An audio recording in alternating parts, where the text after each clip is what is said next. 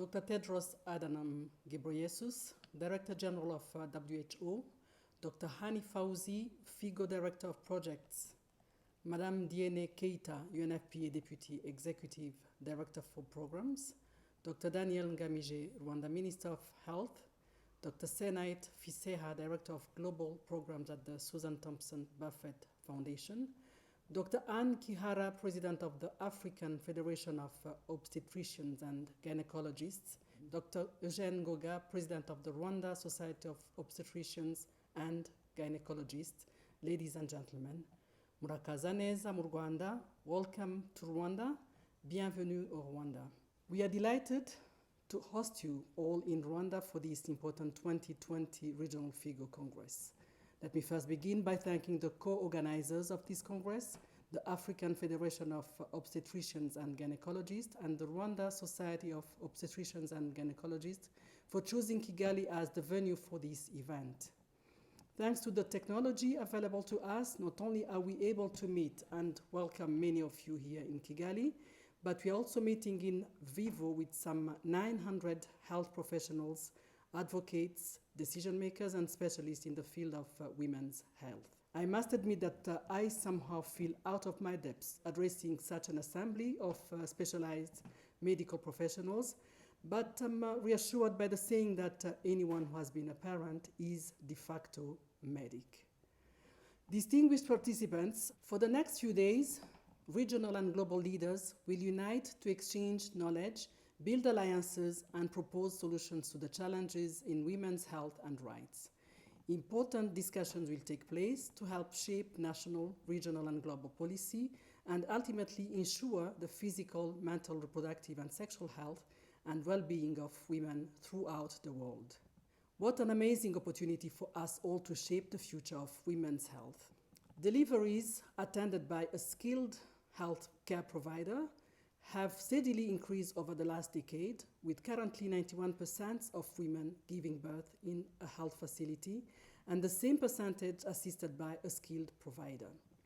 This is a substantial improvement from 2010, when only 69% of women were assisted by a skilled health care provider during birth. Undoubtedly, encouraging women to give birth in health facilities where there are skilled birth attendants is essential and has helped reduce global newborn and maternal mortality rates for decades.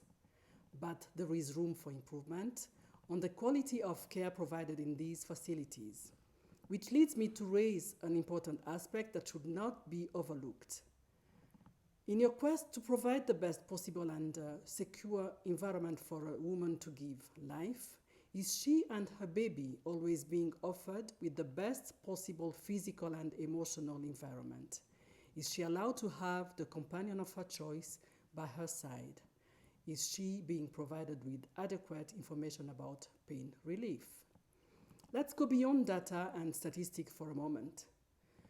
Improvements in ensuring the best quality of care for a mother to deliver should also prioritize humanizing maternity care and expansion of birth options, which at the same time prioritize midwifery-led care for women of all risk. Birthing women who feel they have no control or are not involved in decision-making tend to have a less positive childbirth experience and are more likely to experience anxiety. A woman would experience varying degrees of pain in labor and exhibit an equally varying range of responses to it. Her reaction to that pain may be influenced not only by the circumstances of her labor, but also by the environment, her cultural background towards birthing mothers, and the support available to her.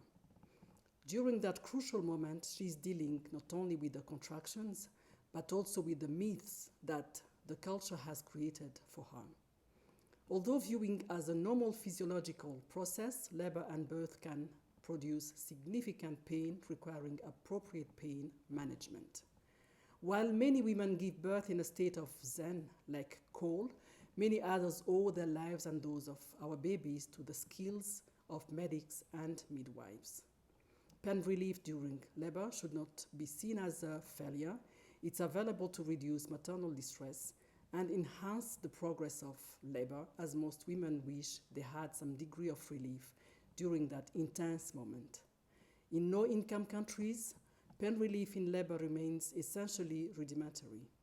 Reason for this should be further explored in order to sensitize healthcare providers to become more attentive to the woman's distress and needs in what should be as painless an event as possible. I once wrote that a mother in almost all cultures is seen as an engine of hope that never shuts down. In her constant strive to be everything to everyone, it's rare for the focus to ever be upon herself. Sacrificial selflessness, though to be the default setting of all good mothers, is often taken for granted.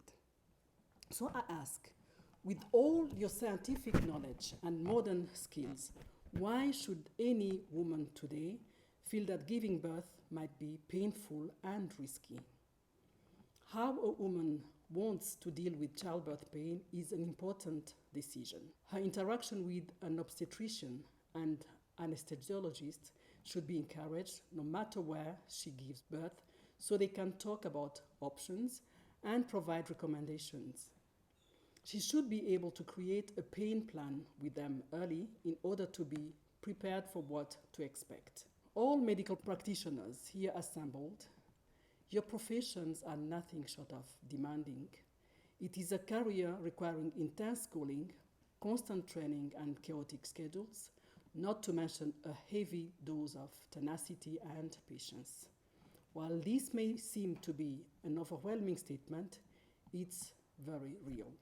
When you save a single woman's life, you in fact save the lives of her entire family. Going through childbirth is such a mix of immense emotions, followed by immense happiness, and your comforting presence is priceless. My granddaughter was able to see the light day because you kept awake all night for her mother to deliver safely. I thank you. There can be millions of reasons why you decide to pursue a career in medicine. And perhaps the most important reason is your own calling. You commit your life to saving others' lives.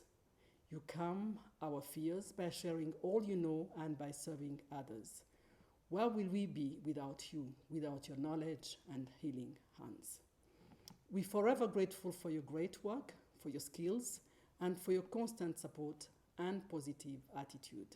Distinguished guests, my country recognizes the role being played by everyone attending this Congress and the contributions you are and will make to support the provision of services to improve mothers' health and that of their newborns. By putting women's health first and at the center of our work, we will be more effective to end preventable maternal, newborn, and child deaths. Vous voir si nombreux aujourd'hui, réunis, ne peut que nous donner l'espoir et la confiance que la santé sexuelle et en matière de reproduction des femmes du monde entier sera assurée et deviendra réalité. Let us commit to providing each woman with all the best options to make informed decisions about such a special moment in her life and that of her entire family. No woman should die while giving life. I wish you fruitful deliberations.